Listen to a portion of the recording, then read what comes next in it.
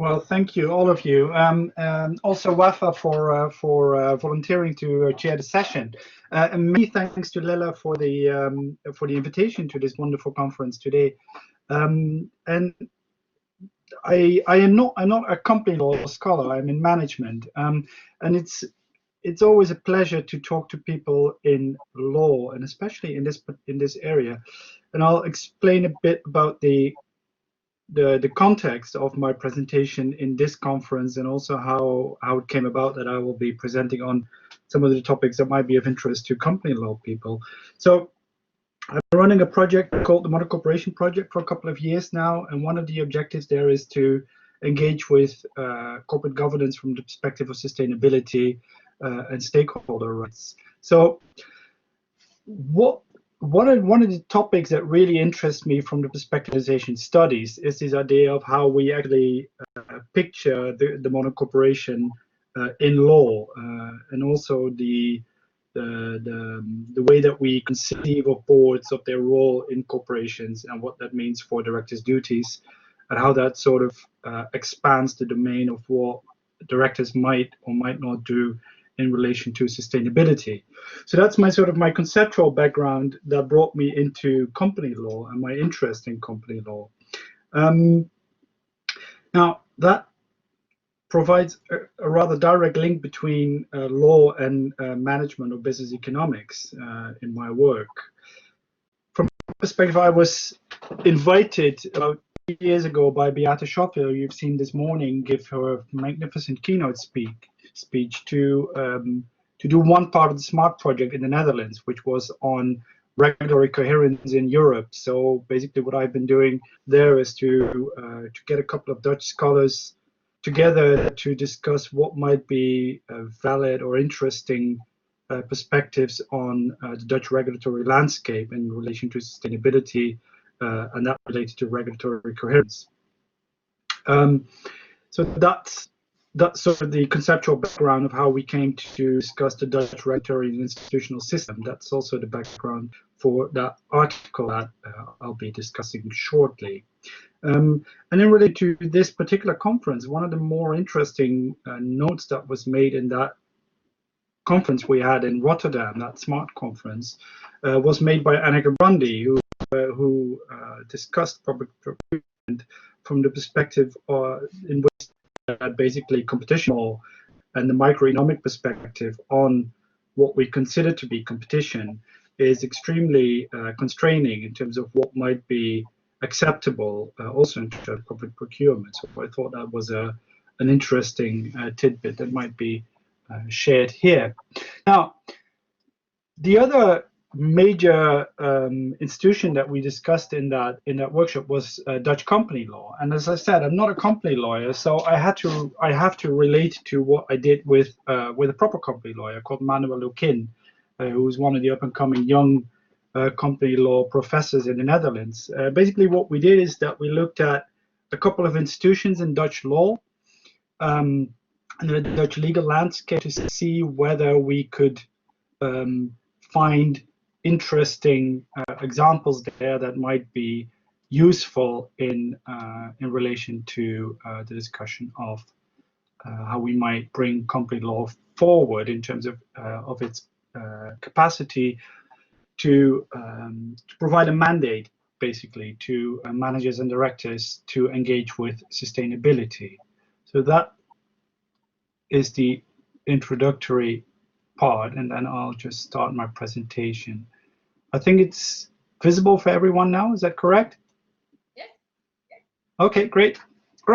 So I already gave you the sort of the direct introductory part. So the bigger introductory part, as we all know, is that we are basically moving towards disaster, right? So we're dealing with COVID, but obviously we'll have climate change or biodiversity to deal with next. Beate dealt with all that in her presentation, so I won't be doing that again. The macro risks that we engage with obviously translate in a whole series of business-related risks. So we have the direct risks to global value chains, legal risk, investment risks, shifting engagement risks from the perspective of investors, regulatory responses on the national, the local, and supranational level, and that translates in an overall materiality of systemic risks. Basically, the idea being that there's the viability of business models will be affected in the medium to long run. That has been picked up in business practice by practitioners, and there's been this massive response in the last 10 to 20 years by all sorts of different people responding to this impending crisis, saying, well, we need to do something about this, also in relation to hard and soft law. And you can see all the examples in the slide, but there's obviously even more than that. So what we have is a massive paradox, and that paradox is that on the one hand we have this extremely broad recognition by all sorts of practitioners, academics, regulators of a direct link between shareholder primacy coupled to short-termism and systemic risks. There's also a direct recognition of the necessity to engage with those systemic risks, specifically in terms of the long-term interests of corporations, shareholders, and other stakeholders. At the same time, and that's sort of the core of my academic work, what we find is that shareholder primacy and short-termism remain entrenched in corporate governance theory and practice. It remains entrenched in corporate governance theory. It remains entrenched in company law.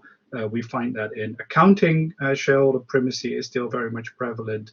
Finance chains are still intermediated. And management basically therefore lacks the means and the mandate to effectively engage with long-termism and stakeholder interests. So from that paradox, we started this idea of the Modern Corporation Project, started in 2013, basically a couple of academics together with NGOs saying, so how can we expand this sort of extreme theoretical edifice, right? So what we set up was an interdisciplinary practitioner-oriented program in which we started dealing with company law to clarify what we call the legal social ontology. So it is focused on the corporate legal entity that translates into a very specific idea of what the organizational architecture of a public corporation is. Within that architecture, the board is obviously a mediating hierarchy, and there's a legitimacy of a broader purpose. Now, the issue is how are we going to expand that and how are we going to align that social ontology with other domains? So one of the things that we have been dealing with is trying to find out how we can see short-termism as a practitioner risk, how we can identify best practices, how we can identify coalitions for market transitions, and then the last part, the one that sort of informs the current project, is how we can identify best practices in existing types of regulation and institutional settings.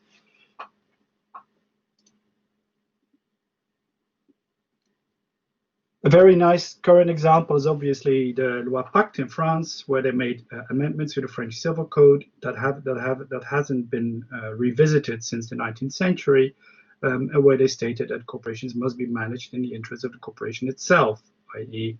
the entity itself, while considering the social and environmental stakes of its activity. That then translates into a mandatory purpose statement by the board and the capacity to also have purpose with profit corporations. And I'll be shifting over to a different conferences this afternoon where we will actually be discussing purpose with profit corporations. Now, in the Netherlands, what we find is that there's at least 4 types of institutions that deserve wider recognition in terms of their engagement with stakeholder rights and with long-termism. And the basic ones are obviously statutory law and case law, but it's also their corporate governance code and the enterprise chamber. I came back to the Netherlands about a year ago, and then I started this project with Manuel Okin, which has now materialized in a nice article that will be forthcoming in the Erasmus Law Review on the potential of Dutch corporate governance. So to deal with Dutch statutory law, the Dutch have developed this thing that they call the institutional approach. So already in 1949, the Dutch Supreme Court stated that the directors shall be guided by the interests of the corporation even if, in their opinion, the interest of the corporation conflicts with the interest of any shareholder. Now, this is quite a a drastic statement, especially if you consider it in that time period, right?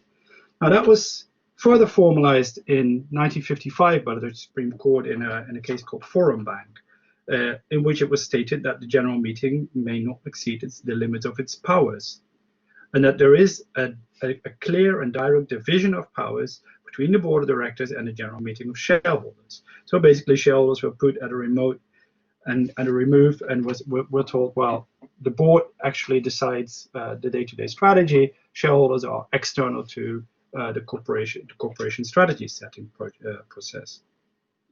In the 1960s, this was further formalized by two professors called Meyer and van der Grinten, who explicitly stated that the interests of the corporation and its affiliated undertaking are distinct from the interests of the shareholders. Therefore, it's very clear that directors need to act in the interest of the corporation and its affiliated undertaking, which is not necessarily equal to the financial interests of the shareholders. Now, this is very much historically before all this stuff started to materialize in the debate in the UK and in the US. Now, in current Dutch law, what we find is that Article 2129 explicitly states that the directors shall, in the performance of their duties, act in the interests of the company and its affiliated enterprise. And it was explained further in a memorandum in Flex BV, where it was stated that the interests of other stakeholders, such as employees, consumers, and suppliers that are involved in a company, have to be taken into account in the decision making. This is statutory law.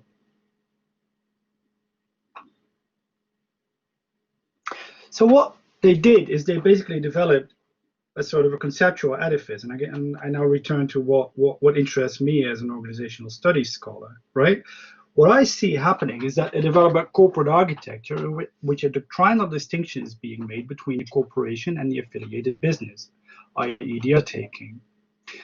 Both the corporation and the affiliated business are regarded as sub-jurisdictions, in which the corporation comprises a legal entity, corporate constituencies conceived as corporate organs, as well as all the laws, articles, associations, regulations, etc., that dictate the way that these have to interact.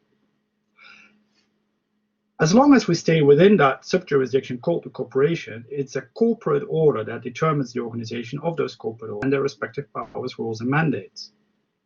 This is quite interesting because basically what you do is you create two different sub-jurisdictions that are ruled by different types of law, right? That is one. What's also made explicit is that ownership belongs with all of its parts to the legal entity, which is understood as an independent institute. I.e., it means that shareholders are explicitly and within an explicit doctrine not regarded as owners of the company. Now, this is often implicit in US and UK debates, but I've never seen it as explicit as it's been debated in the Netherlands. The consequence is that the powers of the board of directors are undelegated, and that their authority stems not from the joint shareholders, not from the general meeting, but from the corporate order itself. And the principal-agent relationship is therefore explicitly not reflected in Dutch company law. That then positively translates into two types of directors' duties. On the one hand, the positive duty of care towards the company, which is the corporation plus the affiliated undertaking, and a negative duty of care towards its stakeholders, right? So do not unnecessarily disproportionately damage the interest of particular stakeholders. The institutional doctrine, as a sort of a theoretical construct, is confirmed in Dutch case law. So in the ASME case 2009, it's stated that the management board of a company shall give precedence to the best interests of the company and the undertaking connected with it, and shall also take into account the interests of all stakeholders, among whom shareholders are to be reckoned. That makes sense, right? In the article, we discuss two further cases that have made this very explicit, which is Elliott versus Axabel, and Fugro versus Boscalis. Now, the third institution we talk about is the Corporate Governance Code 2016, in which it is explicitly stated that a company is a long-term alliance between various stakeholders of the company. Stakeholders are defined as, and then follows a long list, including employees, shareholders, other lenders, suppliers, customers, and other stakeholders. And the management board and supervisory board, this is a two-tier system, have responsibility for weighing up these interests. Long-termism is explicit in the corporate governance code, and stakeholder inclusion is explicit in the corporate governance code as well.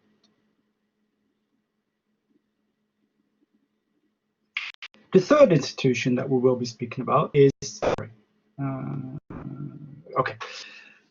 Again, the corporate governance code is backed by case law. In ABN AMRO in 2007, it is stated that the code and the direction chosen therein are considered a valid background for the interpretation of societal expectations and norms. And on Elliott, X, and Nobel, again, the Enterprise Chamber explicitly referred to the code's focus on a long-term value creation and directives to promote the enduring success of the undertaking. This is the undertaking, not the corporation. Now, the fourth and final institution that we found interesting in the Netherlands is the Enterprise Chamber of the Amsterdam Court of Appeal, which has the capacity, if requested by one of the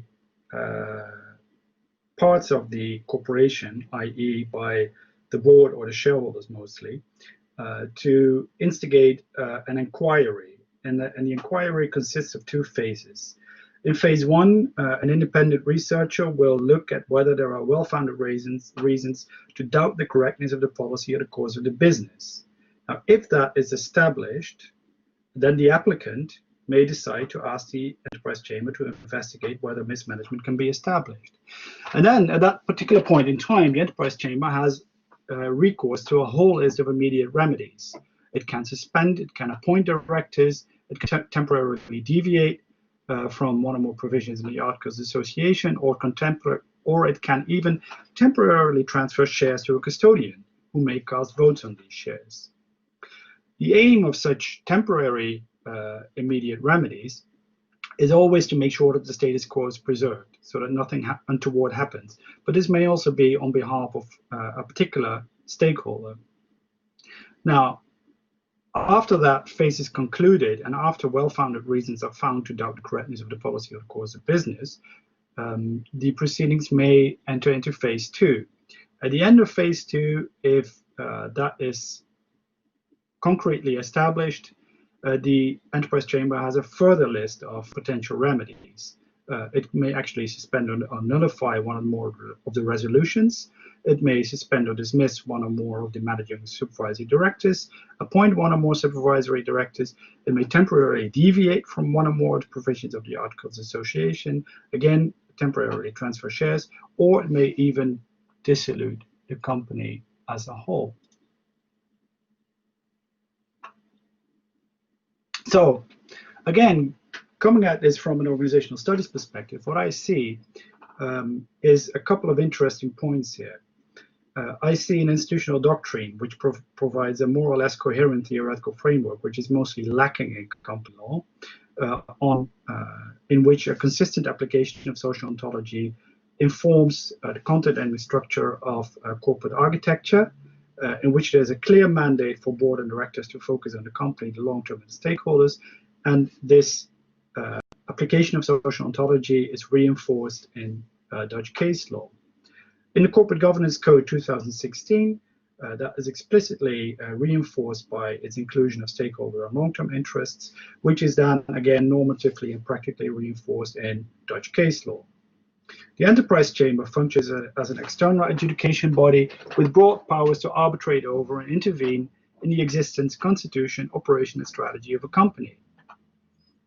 So overall, what I find is that we have in the Dutch system a mandate, or at least a system that facilitates the creation of a mandate for executive and supervisory boards to focus on the interests of the corporation and the affiliated undertaking, separate from the shareholders' interest, and a weighing of stakeholder and long-term interests made possible by this particular system. These ideas are then embedded across legal institutions with both a hard and a soft law basis. That does not say that the Dutch corporate governance system is perfect or should be emulated everywhere. And the reason being that the whole idea of these directors' duties functioned focused on these particular issues, very much functions as an open norm. So there's a broad discretion for board members to determine which actions actually promote the enduring success of the undertaking. The whole idea of having long-term stakeholder interests central function as guidelines. They are not mandatory, and they are not an overriding there is not an overriding mechanism to impede a direct focus on short-term market value increases, focus on shareholders. If remedies are applied, that's usually to the outer limits of what is deemed appropriate, and there will be a distinction made between standards of conduct, liability standards, and assessment standards. Usually the least onerous one being applied. And then the interpretation of the applicability of the open norms is mitigated by a whole lot of different practical factors, including the actual characteristics of the corporation, presence and size of an actual undertaking, and the identification of stakeholder interests. So in practice, the enterprise chamber and the whole system around it will proceed with a cautious examination of the merits of business decisions. It will focus on the process that led to the decision rather than focus very much on the content of those decisions. So having said all that, I still think, having written that whole piece with Manuel, I'm extremely optimistic and very positive actually about what we found in this particular legal system, and I think it's got some merit in terms of being distributed for a broader audience, and particularly for this audience. So I thank you for your interest and attention, and I hope that the rest of the conference will be as interesting as what I've seen until now. Thank you. Thank you, Jeroen. Thank you, Jeroen. Do you hear me? Yes. Sorry.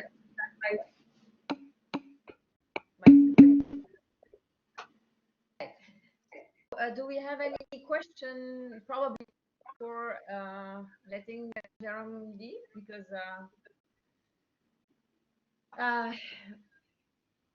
I have one. Can I? Since yes, you can. Yes, you can. And then I'm abusing my position too, and I'll post another one. Okay. Thank you. You're welcome. So the thing is that, as I can see in this Dutch law, that we are putting the long-term stakeholders as priority now, and we talked this morning. This kind of priority is not really reflecting the new or a new system, because it's a kind of continuation of the old system. But the thing is that, for example, an environment is obviously a long-term holder, but no one probably or properly is standing for this environment. So how can we really implement it? I mean, the law is not explicit, and it's an open norm. That's a nice word to say. It's totally. I mean, you can just skip it. So tell us more about that. I'm curious. Yeah, thank you for that question. That is very much one of the issues that has been going on in the debate in the Netherlands as well in the last 5 years, I'd say. And there's recently been a very interesting open letter by 25 company law professors saying that the whole interest of sustainability has to be far better integrated into this particular system. That is one, and the other movement that's being made. Well, there's two more movements. So one is that there's been quite a few people pushing for a board level representation for stakeholder interests, and particularly for sustainability interests. And the other is, so proceedings before the enterprise chamber may now only be initiated by organs of the corporation, i.e. they cannot be initiated by NGOs, for instance. And it has been suggested that might be a really interesting way of opening up the debate on sustainability interests, also within the Dutch setting. Okay. I hope that answers your question. Thank you. Leila, you have a question now? Yeah, I'm abusing my position, so here I am. Thank you for a very nice presentation. But yeah, my question would be like, what was a bit discussed with Beate this morning, right? So we started a debate in the corporate sphere on saying, okay, we should maybe pass from shareholders to stakeholders. Now, I'm one of the people who is not absolutely sure that that is the best way to go, but I'm absolutely sure that it's good that you have a framework that supports working on that and supports building further from the stakeholder orientation. My question wouldn't it be easier in a way, because stakeholders are numerous, and now we're counting inside the stakeholder group also environment, right? Wouldn't it be easier in a way if we would start demanding that the corporate purpose is what it is while it's within the planetary boundaries? So wouldn't it be easier to go from the side of saying, okay, first of all, corporate purpose needs to be delimited with what is possible in our environment, either social, either environmental, and then pin those obligations that are towards stakeholders on that? That kind of, in my opinion, that kind of limits down, right, what needs to be done, and it kind of relieves the board of directors of a bit of stress, according to my opinion. Like, I'm corporate law scholar, so you know more about that. But one of my thoughts would be that we kind of release the stress of trying to put together all of these different interests, right, when you're talking about stakeholders, by saying, okay, firstly, there's a corporate purpose, and inside of that corporate purpose that is limited by definition now, we would need to proceed in that manner. What do you think? What would be your opinion on that? What I find extremely interesting is the longer people work in this area, they tend to become more circumspect in terms of how they engage with these topics. And I could hear it this morning as well, if I may say so. But yes. Okay, so we've from a personal perspective, I've just finished a project here in the Netherlands with the Dutch Global Compact, in which we interviewed quite a few Dutch global company leaders on their engagement with sustainability. And what I heard was actually quite reassuring and quite invigorating in terms of how they are trying to move forward. So to an extent, I agree with you that one of the major things that needs to be done is that the scope for a mandate for a board needs to be very clear, right? And company law is only one part of expanding the mandate. And, I mean, company law has the potential to do that in very many ways, and I think the institutions I just presented are one set of ideas that can be used to sort of expand that mandate, and then that needs to be connected to these other domains. To respond to your question, I think you're saying, I'm not particularly fond of prescribing the direction for boards to take, and I think what needs to be done, and the reason I like this Dutch system, is that we need a series of institutions that are explicitly geared towards a particular goal, but are not fantastically prescriptive in that direction. Does that answer your question?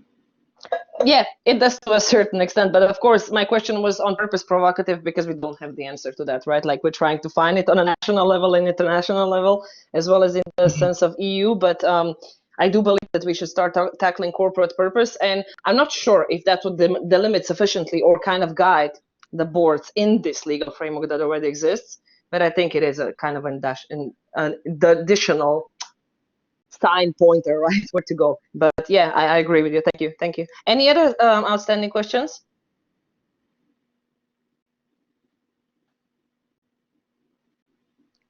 Well, okay, I guess we can give the word, Wafa, to our next presenter now.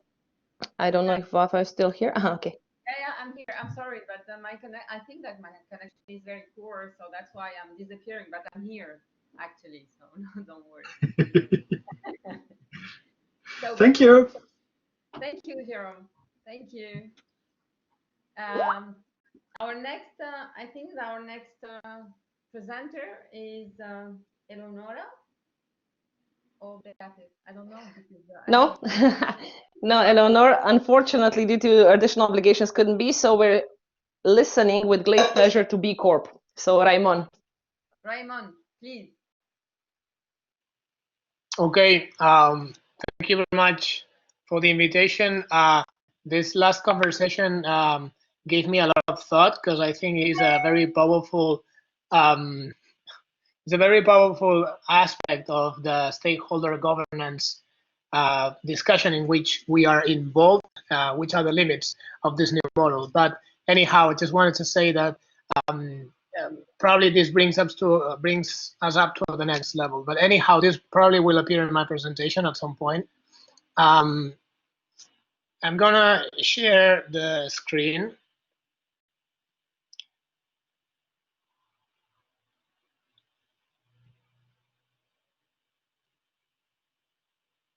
Sorry.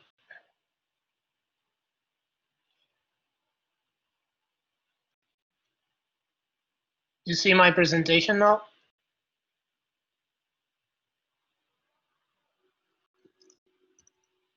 Perfect. Yes? Okay. Yes, go ahead. So I'm going to be presenting the BCorp movement. I'm not quite sure everyone is familiarized with what BCorp is. So I'm going to stick to the basics, although the basics are continuously evolving. So I am very happy to respond to any questions, deeper questions, if you already have a knowledge on the BCorp movement.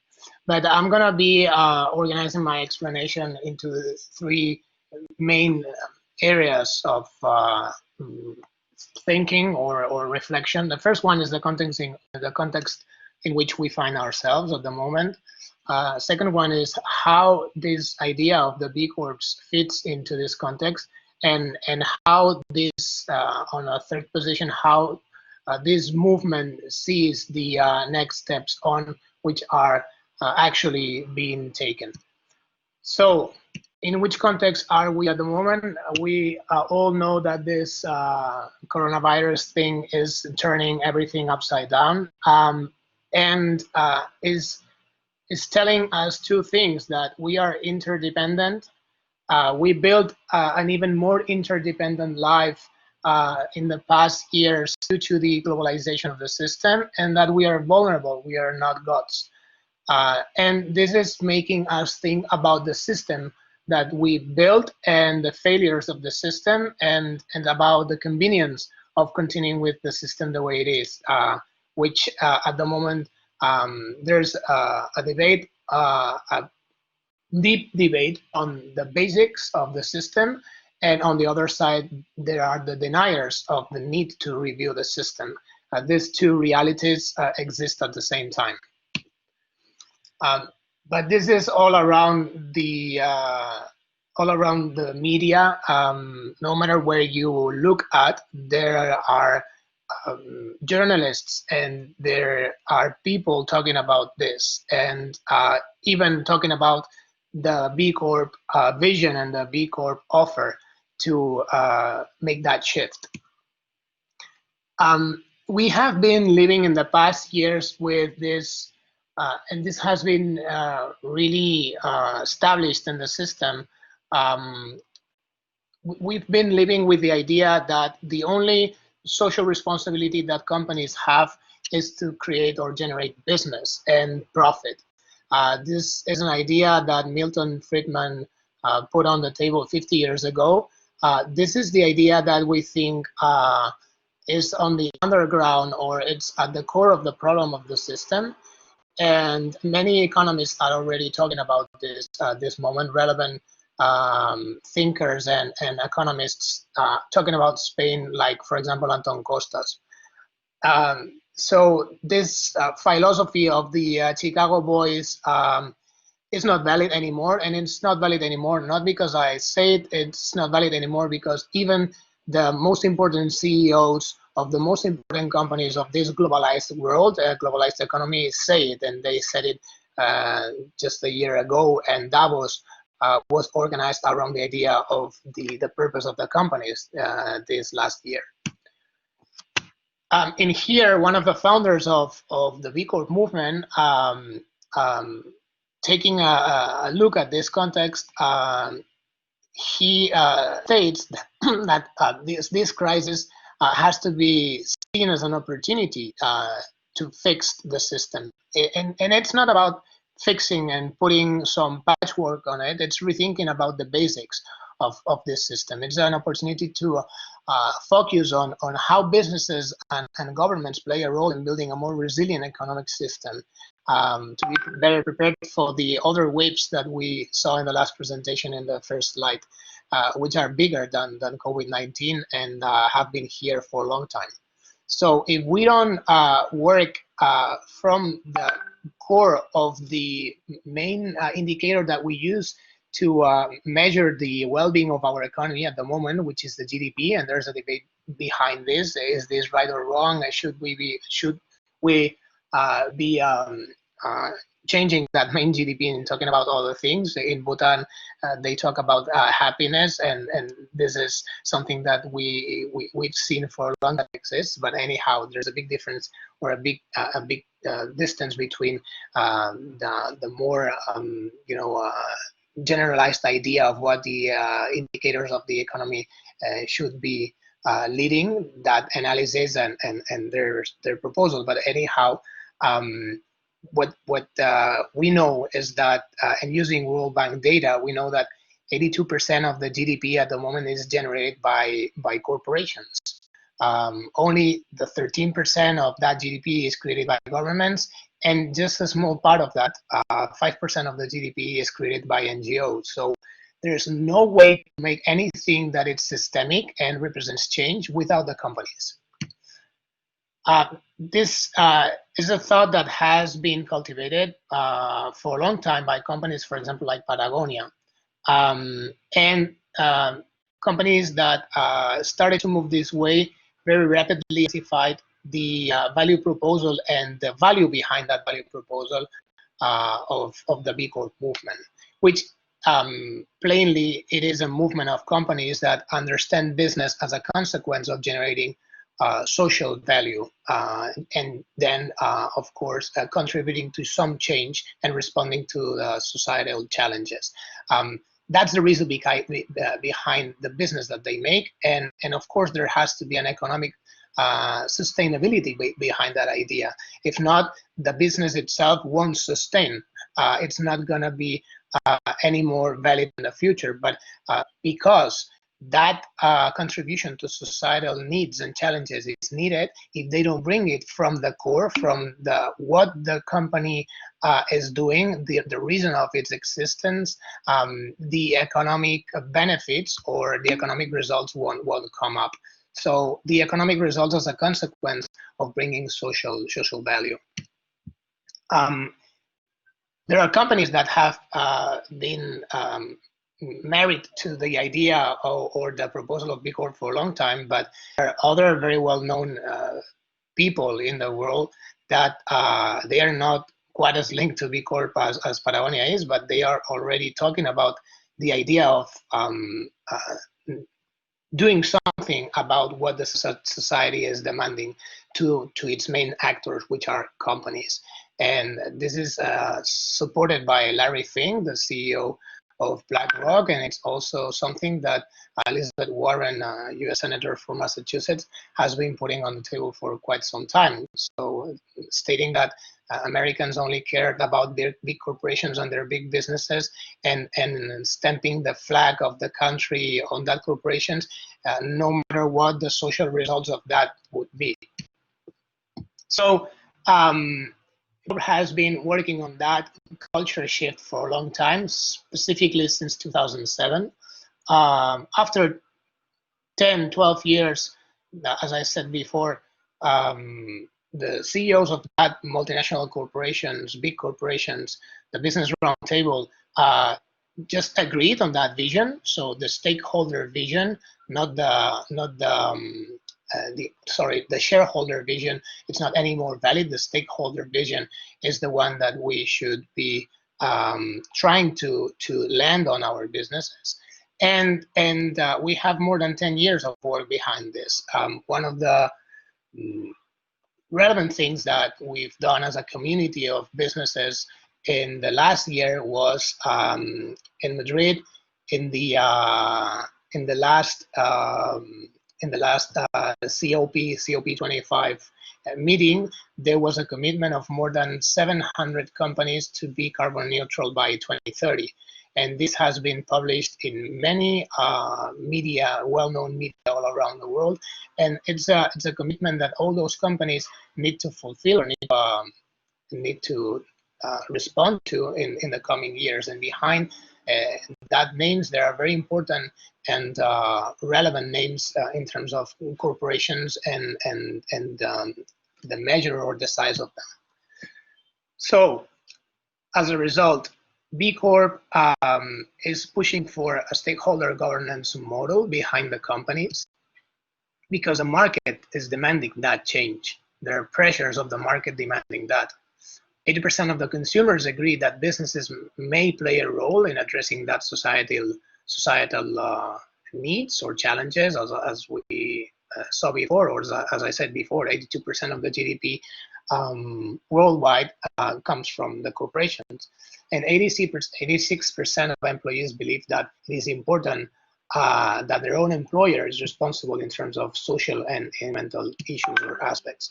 So the theory of change that B Corp brings, when you see B Lab here, B Lab is the foundation behind B Corp. B Corp is the name of the movement and the name of the certification behind the movement. I'm gonna explain that better afterwards, but the idea behind this movement is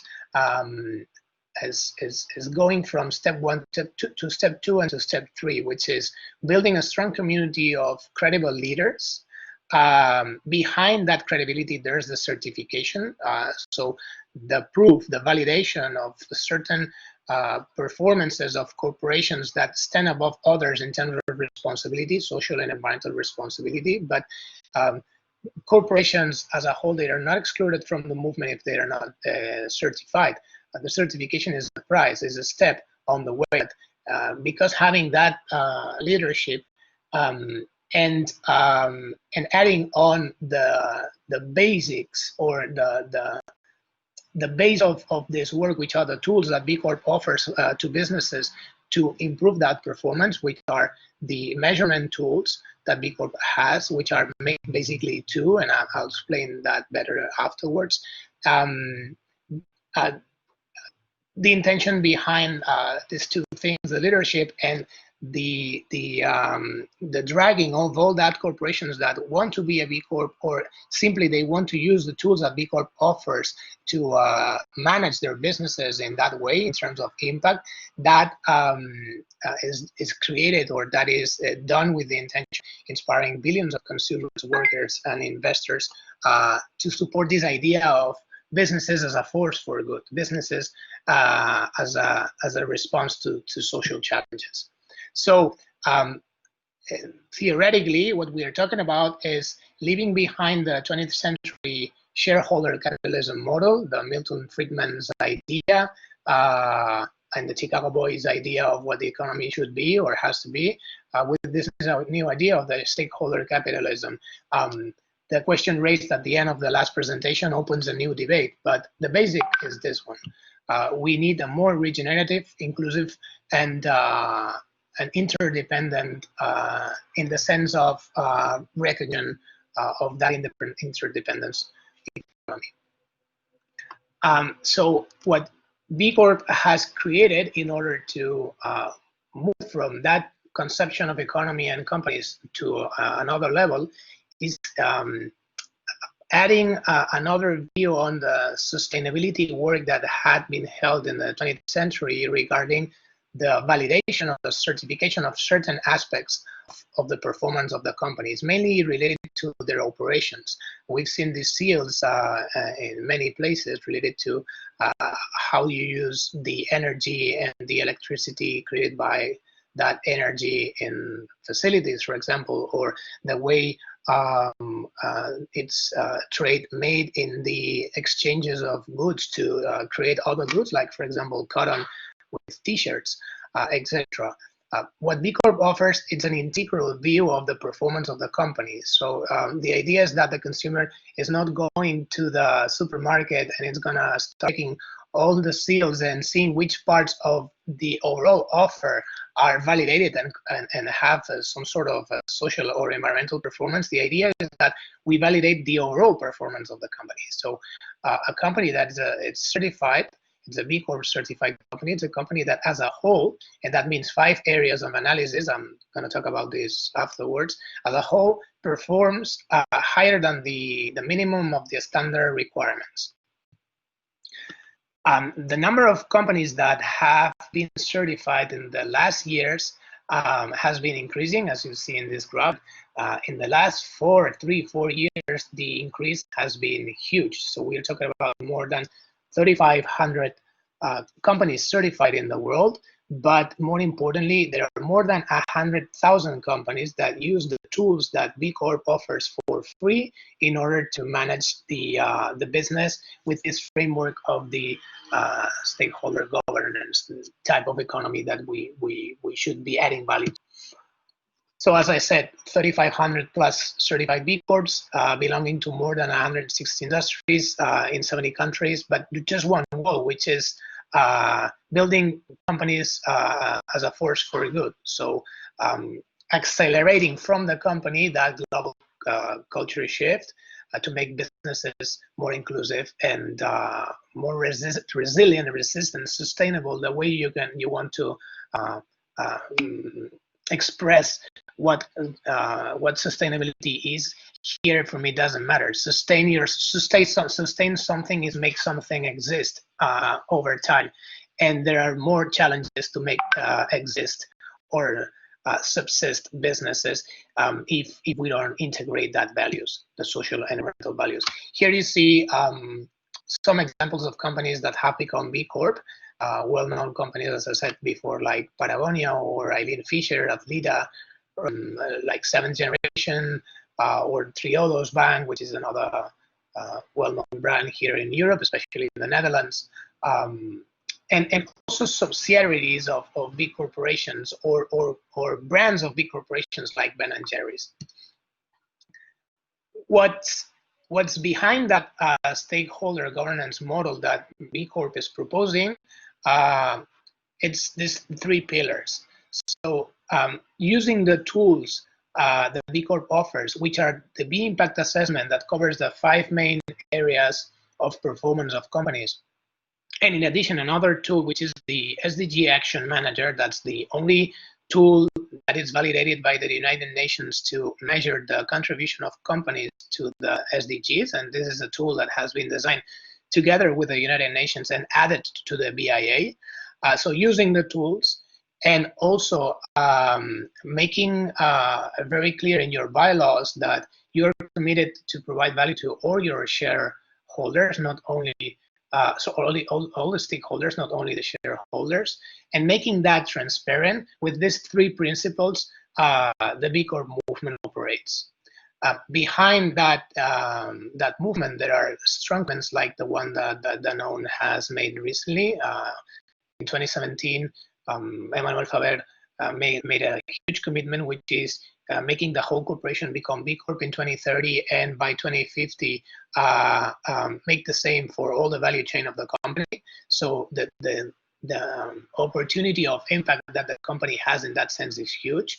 And here after that big statement, things that has happened is that Danone North America, which is a 6 billion subsidiary firm of Danone, became B Corp, and Danone partnered with 2 leading global banks to restructure a 2 billion credit facility that related the social and environmental performance with the interest of the credit. So it is less money paid in interest if you have a better social and environmental performance.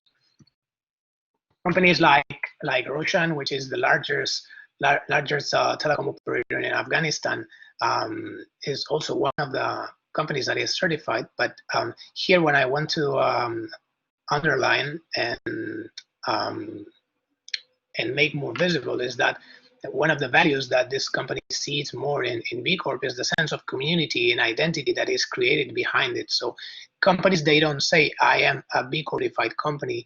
Companies, they say, I am a B Corp. So it's a huge sense of identity behind the type of business that you have on your hands, that it's not questioning the goal of making money, generating profit, but what is pointing is that that fact, making money, is a consequence of pursuing something bigger, which is trying to make your purpose a reality and your commitments a reality, and make a change. And this also is seen in the way these companies, as I say, describe themselves. La Atleta, which is an outdoors women apparel company, they talk about innovation and sustainability in their product. They talk about an appealing marketing, but they also talk about the pride that represents being a B Corp and trespassing that limit of performance that the certification puts. This leadership, sense of community, and way of description that those companies are integrating because of B Corp makes that things like this, that subsidiaries of big corporations start to collaborate and to do business together, because they understand the goals in the same way, because their parent companies have seen that this is the way forward, and they have brands that are more prepared to go that way, and those brands, they start collaborating between them in order to fulfill their goals. And there are goals that are complementary, not mutually exclusive. And as I said before, it is very, very powerful what it is behind B Corp, because there are very powerful tools. The BIA is a very powerful tool that exists for more than 12 years. That has a steering committee, a technical and a governance steering committee that updates it with new content and new measurement constantly, and at the same time adds new features to it, which is what I told before about the SDGs. This new addition to the tool, the SDG Action Manager, again, it's a co-design attachment or complementation of this BIA tool, but this co-design with the UN, and it's the only one validated for the UN to measure the contribution to the SDGs.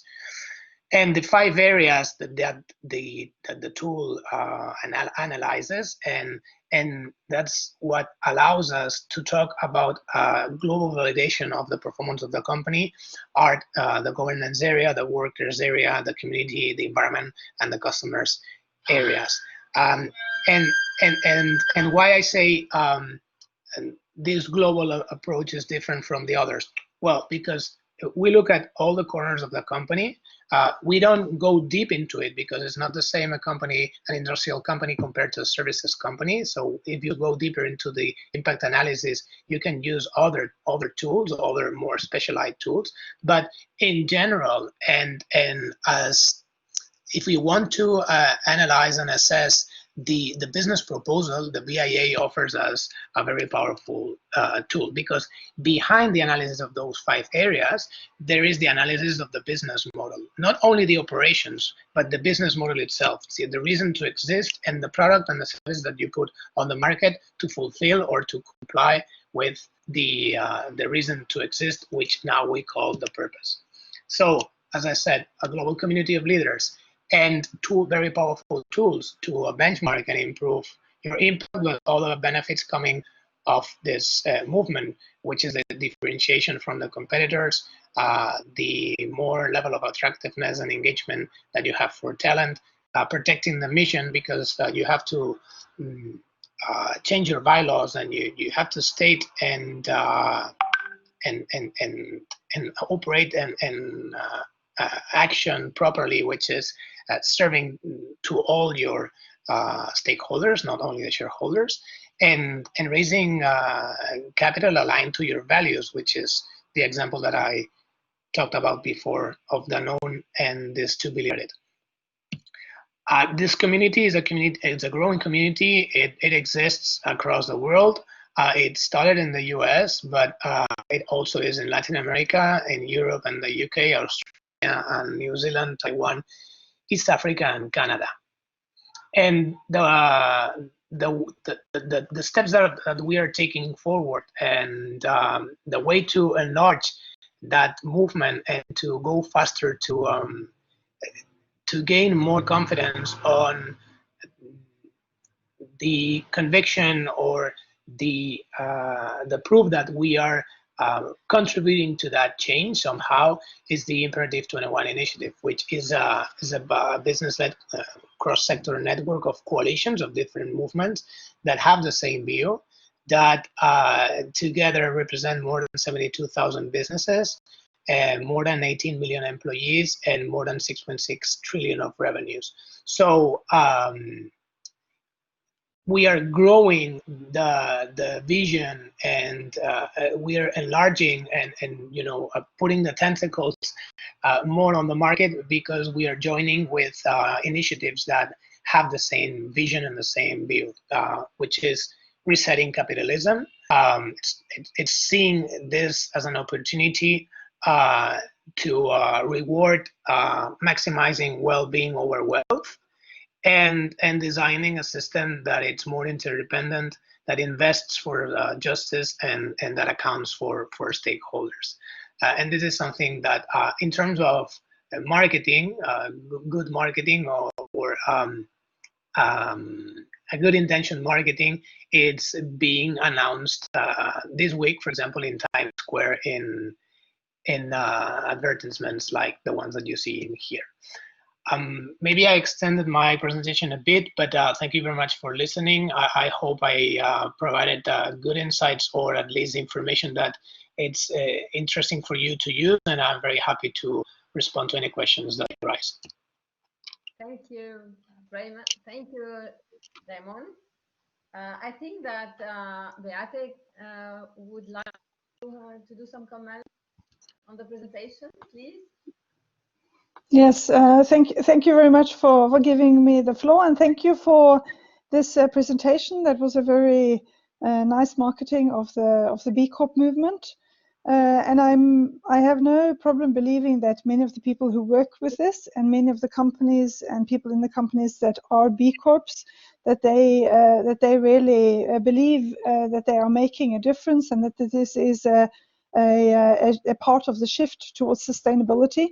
But I think it is very misleading to refer to that academics as a general term agree, because we are quite a lot of academics that are very, very concerned about the way that the B Lab is reinforcing shareholder primacy and undermining national company laws, as they have done in Canada, as they have done in Italy, and as they on their website try to do with other countries as well. For example, I just remember one country that we checked, Denmark, and we said that the statement from B Lab is that you need to be a B Corp to protect yourself if you want to be sustainable, because B Lab is spreading this false statement, this legal myth that company laws around the world demand shareholder primacy, so demand maximization of returns to shareholders. So if you want to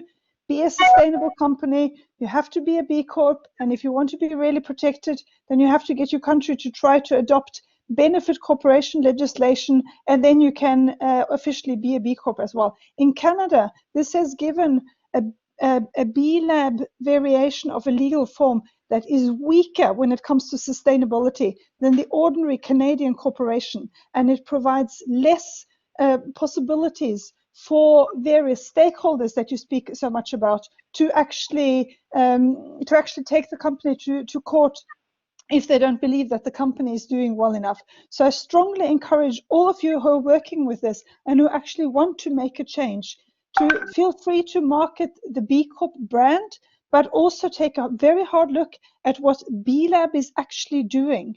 And don't try to sell it as the only thing, the only way that businesses can be sustainable. Because in many cases, B Corp businesses are as little sustainable as any other business. B Corp brand doesn't secure sustainability in the business, and B Lab is undermining the very important task of making mainstream business, mainstream company law more sustainable. Thank you. Thanks for the comments. I don't agree with the idea, the main idea behind the comment, which is that B Lab is forcing to see sustainability only possible with B Corp. At least this is not my feeling. But of course, I'm not part of B Lab. I am. I mean, I'm not a worker of B Lab, to be clear. I am the chairman of the foundation that we have created in Spain, and I have a strong relationship with B Lab, but it's not a daily basis relationship. But just to say, I'm saying this because in my experience, I've never heard someone saying this is the only way forward. What I strongly believe is that, and this is my daily experience, well, I'm so strong in my positioning, is that I haven't found a tool that is more helpful than the BIA to start looking at how companies are dealing with sustainability. And this is, again, this is an opinion from the consult sustainability and strategical consulting activity that I hold. And as I said before, I use other tools to complement that analysis because, for example, when I work with FC Barcelona, I don't have enough with the BIA app to look for other tools to find good practices and to organize the way I think they should face sustainability. So what I am point is the BIA is a strong tool and it's helpful. But and now I'm going to be talking about B Lab Spain. From B Lab Spain, we don't tell corporations that the goal is to become a B Corp. If you become a B Corp, it's your choice, and it has some benefits that you will see if they are convenient or not for you. What we are very eager to pursue is to convey the message that you have to take care of all your stakeholders in order to build a strong business model, and it has to be embedded in the main proposal or offer of the company, the business model, not only in the operations. And it's true that there are companies that they are B Corp, that it's very complicated to see that in the business model, and why they are B Corp, because they have good operations. Because they have more than 80 points, and we have validated that. And there's a strong scrutiny, because this type of opinions can emerge, and it has to be robust, the analysis behind that companies. But it's possible to become a B Corp having good operations and not having an impact business model. That's possible. But the philosophy behind it is that if you want to have more than 85 points, 86 points, you better should take care of your business model, because there's no possible way using the standard that you will get more than 85 points if you don't touch the business model. That's basically my point of view, as I said before, and very respectfully. I cannot speak for B Lab as a representative of the global movement, because I'm here in Barcelona and we have founded the movement in Spain. But I'm very strong in the positioning that the tools are very useful. Thank you, Raimon. Maybe do we have another Leila? Do you want to have a Leila is abusing her position again. Sorry for that. I would just like to briefly comment basically on Beate's comment, because there's a clear thread that is going through the sustainability debate that I am super obsessed about too. And it really goes from sustainable public procurement, which I was dealing with in the project, it goes to the sustainable corporate behavior, and it follows then in higher education. Adding up sustainability efforts as an exemption of the rule. I hate it. So that's exactly what Beate was actually talking about, that B Corp is, as a movement in general, it has kind of a side effect without wanting to say, yeah, well, the main business is done through shareholder primacy, but there is a part of business who is more conscious, and it's going to go through a different business model, and it's going to be certified, etc. So I just wanted to connect this with the same problem is happening in public procurement, when it's like either you can procure green or you can procure regular. Right? So it shouldn't be like that. It should be, while you're doing regular procurement, you should take care of environmental factors and social factors too. In higher education, it's even worse. What we see happening now is you have master's degrees that are sustainability oriented. And then you have this mainstream that we keep on teaching the kids in microeconomics, profit maximization, cost minimization. Environment doesn't even enter the debate, etc. So I think it's a general problem in sustainability of what is happening right now, of saying, hey, this should be the rule, and the exception should be the traditional, what we used to call them, business models, production models, and education. So that would just be my comment, that I really believe this is a general trend that is happening in the field of sustainability, of saying sustainable is something extra, but business as usual is the main rule. I think those two should be shifted. So that would be my only comment on that, because it's really a common theme. Thank you. Yes, and just to give a little bit more of my personal insight on all this, I remember 15 years ago, I was really fed up with our system, and I was very radical in my thoughts, and I really didn't want to have nothing to deal with big corporations, multinationals. I saw that that was not helping us at all to achieve the results that, or at least to face the social needs that we have and our societies have. But which is the reality? The reality is that 82% of the economy is created by corporations. I work every day with corporations, and if all my clients would subscribe the point of view that the B Corp and others have on how this system has to be rebuilt, and put a real attention and all the effort on working on all the stakeholders, not only the shareholders, the change would happen much rapidly. So in a way, in these recent years, I've lowered the bar in terms of the achievements that I would like all of us to get or to achieve. I am really focused on making all the corporations understand that the only way forward for all and for them is to look at the impacts of their action in a general way regarding the all the society, or looking at the society as a whole, not only looking at the center of your thoughts and your willingness to be a reader. Thank you, Raimon. I think that the discussion is very, very important and interesting, and we should have more debate on that. Another probably comment going along with what Lea and Beate said before. Probably the problem is that corporations are trying and somehow hard to read or participate at least to the definition of social value or social good. And I think that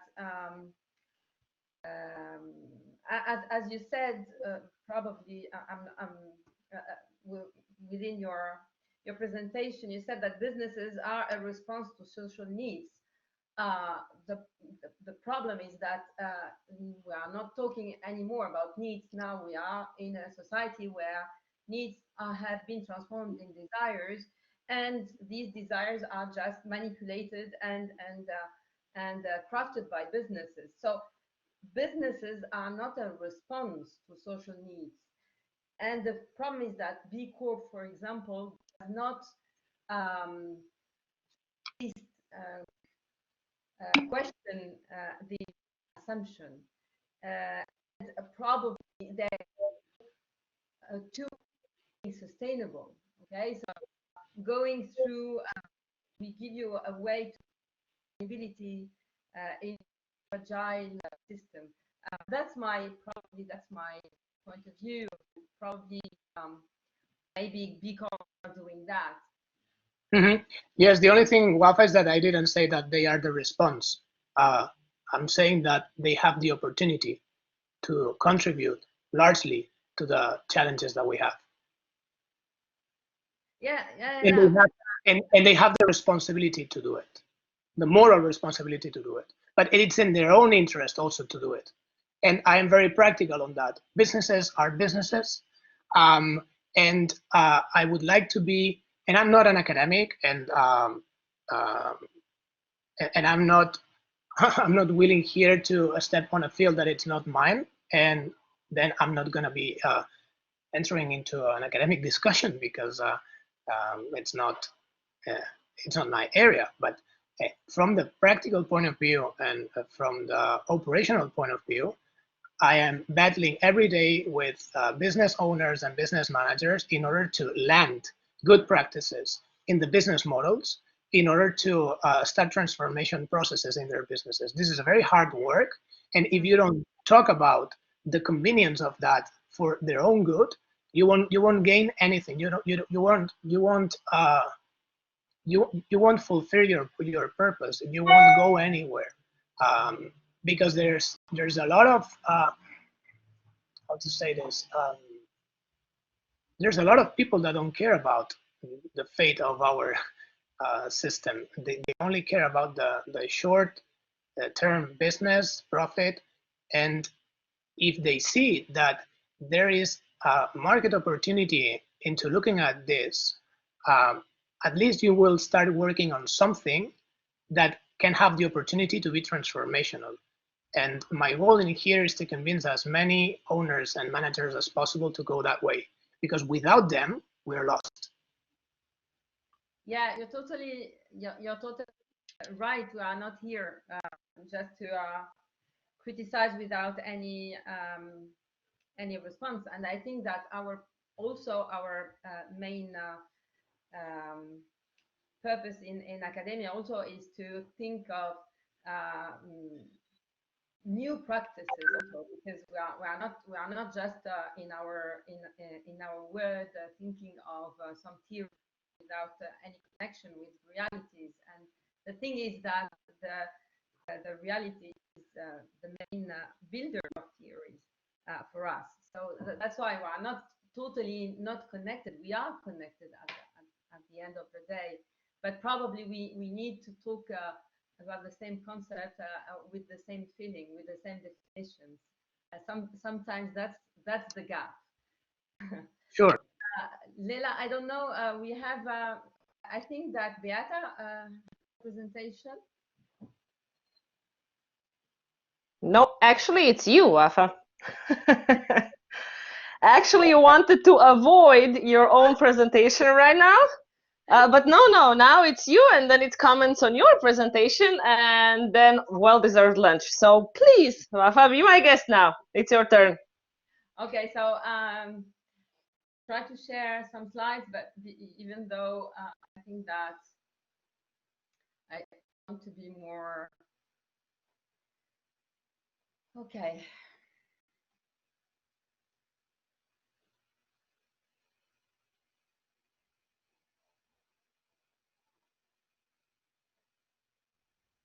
You're handling it? Is it working for you? I think so. I don't know. Well, beautifully. Yeah, it's perfect. Perfection. Yes. Thank you. Thank you. Go ahead.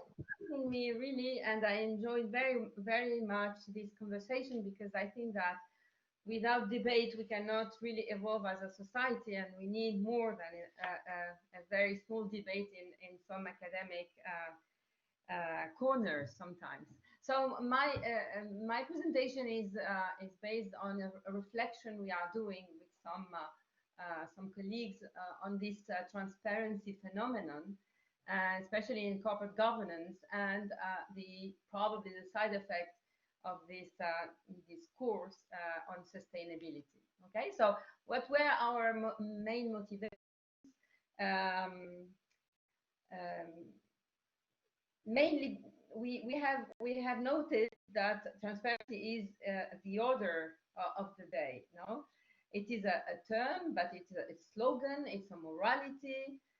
Sometimes it's an ad background.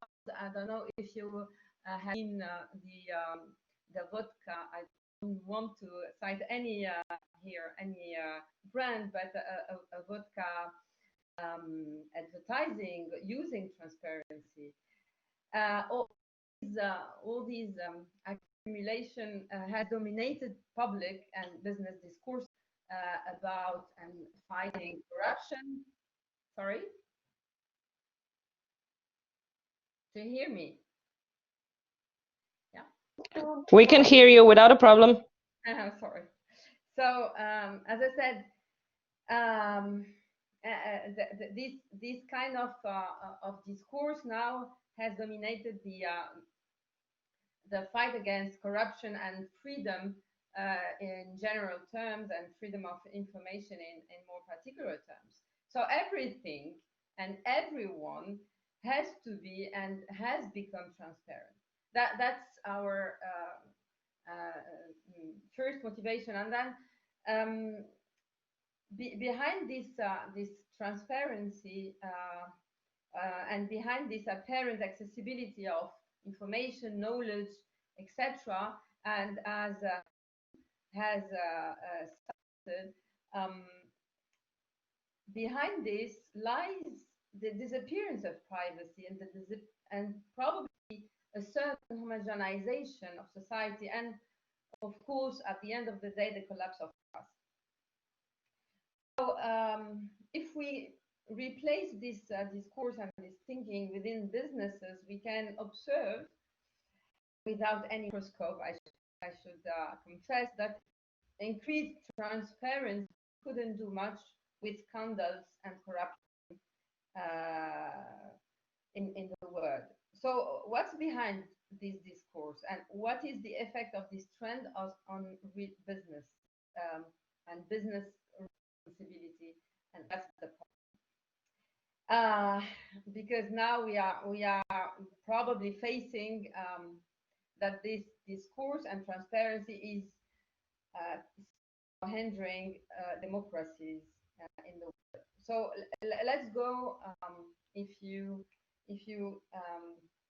agree, what we have considered as a starting point, and this kind of social contract that we have kind of lately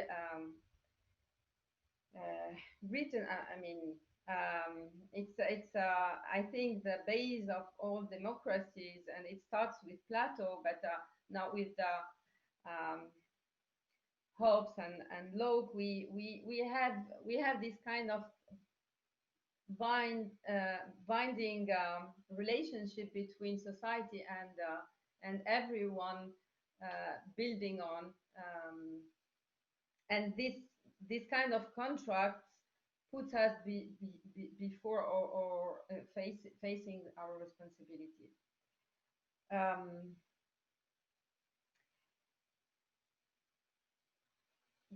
The problem is, what happened? What happened? We have trusted some companies to act for the good of people, and I think that I do not want to go to all these scandals. They are very, very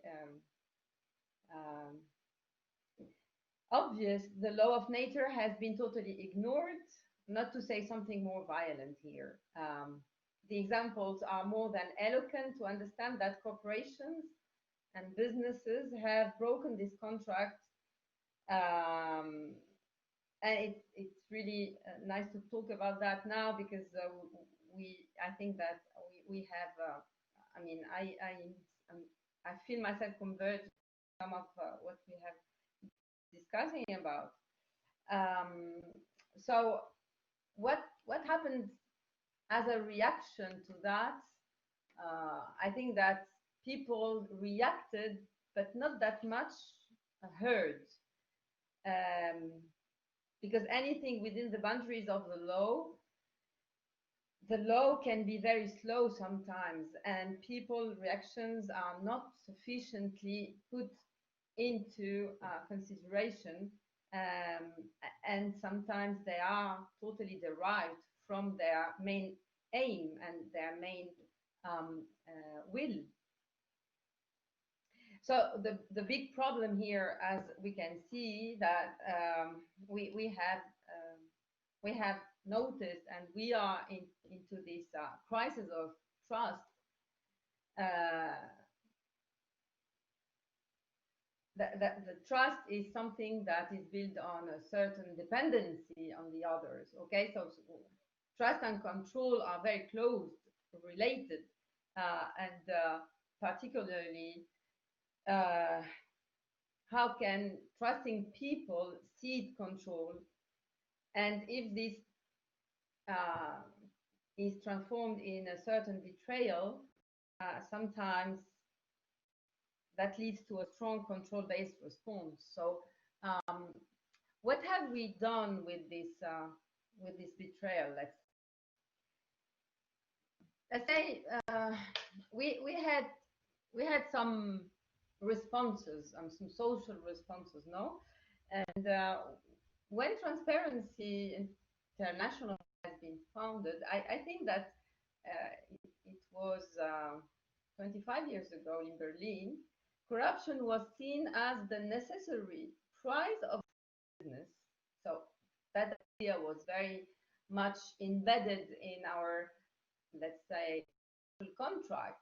And I think that Bernard Mandeville has written some of that in the 17th century. So it's a to business and to have this increased wealth of everybody. So Transparency International has really come with the solution to be sure that these companies and these corporations should disclose or should tell us everything they can do and in everywhere and they operate. Okay, so they are asking them not to hide anything that can be harmful for us as a community and as people and as democracy. So the discourse on I started to raise and to take of the public sphere. You can observe it everywhere. In accounting firms, for example, it's the new word. Everything should be transparent, and everyone is putting this emphasis, this technology that will help us to create more and more information, so more and more transparency in the action of the businesses. But as we probably will see, that probably would create a certain illusion of monitoring and of controlling the one who is at the end of the day controlling us.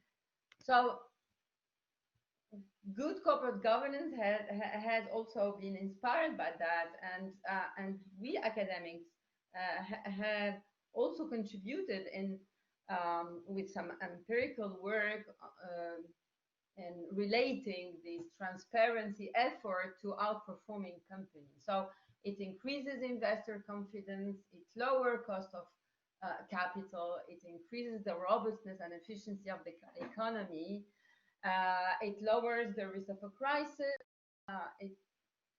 and it helps you to gain legitimacy in a market. This is somehow the good corporate governance should work, and it worked for lots of companies disclosing very well. So transparency reflects good corporate behavior, and in the finance field, unfortunately, we have demonstrated that very well. So why transparency is not debated? I mean, why it's something that reflects goods? Because if we go back to the definition of transparency, it's only a quality of being able to see through. So if I don't know, a glass of water is transparent, we can see through it. But now it's seen rather as something clean, neat, pure, something that we can rely on.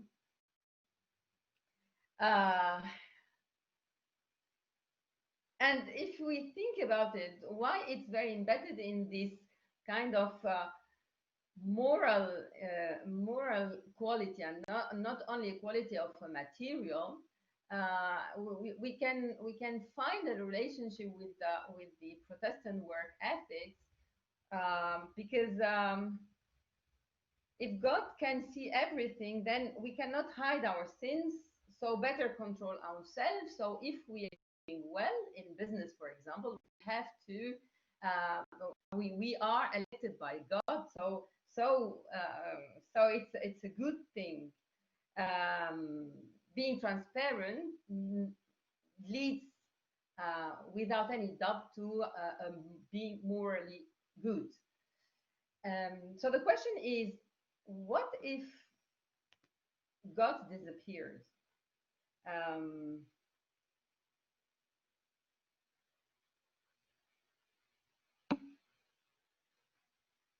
Do we lose this quality of being morally good if we are not transparent against the God? I mean, the problem is that capitalism has taken over the God, and the transparency is working exactly as a moral imperative, working into this religious mechanism of capitalism by, of course, having exactly the same elements. I'm not going to go through that, but it makes you guilty if you're not transparent. It's total transparency, and we need to go through that to be a good corporation or a good citizen at the end of the day. So it's really this religion mechanism. It's embedded in what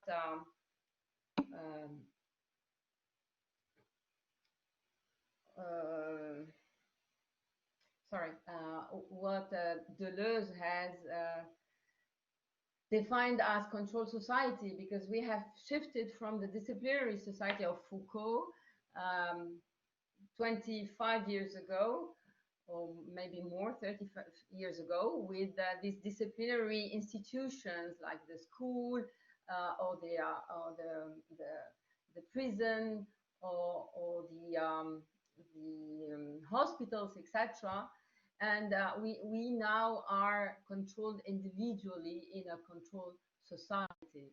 So it's very important to be very transparent about everything related to our behavior, so that we can be considered as a good citizen.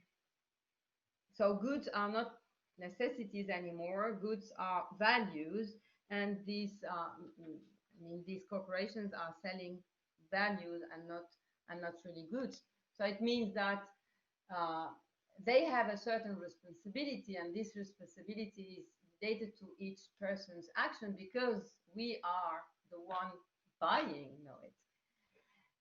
So that's why we are putting the stress on being transparent, so that we can everything about this company to be sure that we are making the good decision.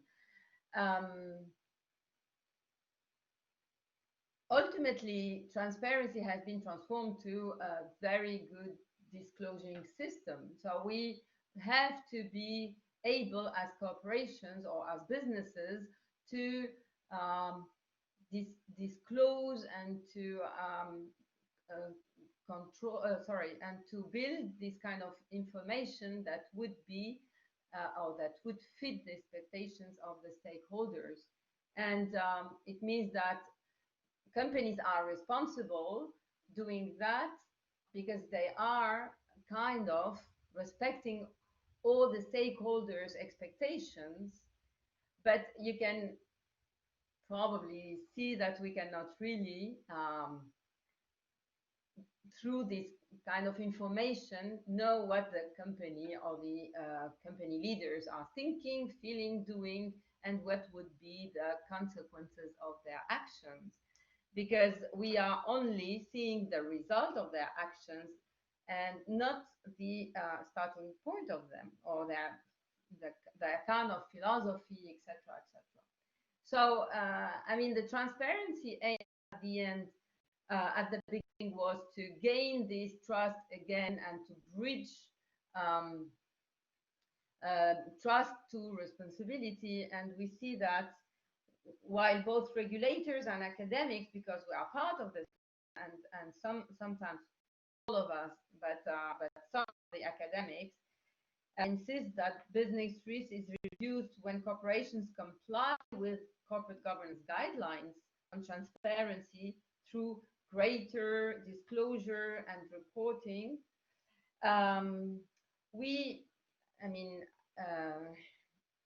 I think that we have contended that although this is outwardly desirable, it can hinder both the building of trust and corporate responsibility. So how is, because the responsibility we are thinking of, as Sartre says, is the inward responsibility, not outward one. So we are not looking to this responsibility of the end of the result, but the responsibility of the thinking business model, as you said, Raimon. It's very important to think of this responsibility before the action, not after the action, just to disclose whatever we want to hear as a stakeholder. So yes, transparency can hinder the sense of responsibility because probably the debate is not there. It's put on the outward responsibility.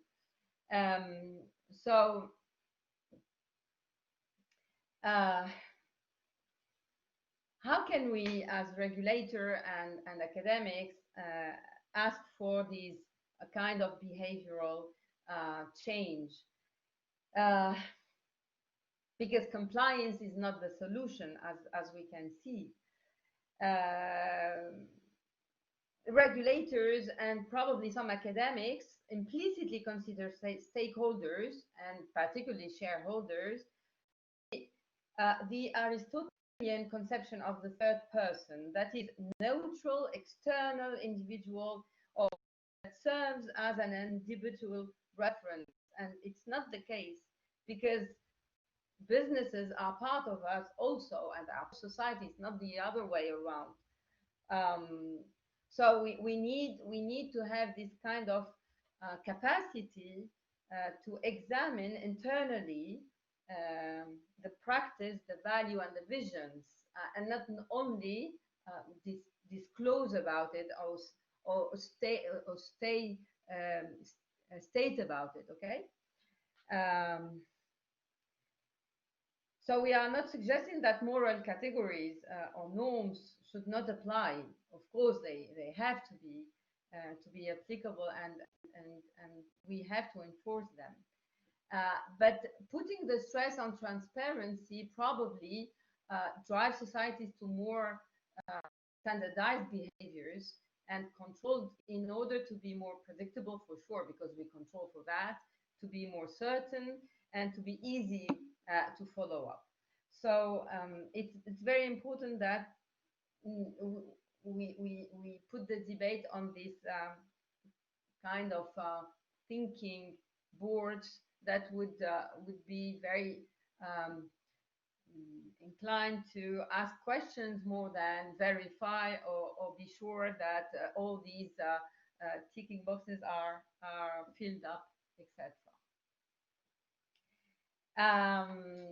So that's it. I'm very open to your questions. questions and debate, and happy to be with you. I think I hope that just. Thank you very much, Wafa. This was brilliant. We already commented, like I started with super long comments. I'm sorry, but I was so excited about the debate you just opened. So I started in the chat room with some comments on the topic, but thank you very much for starting this debate also about transparency, because it is super closely linked to sustainability and all the efforts that we're pushing.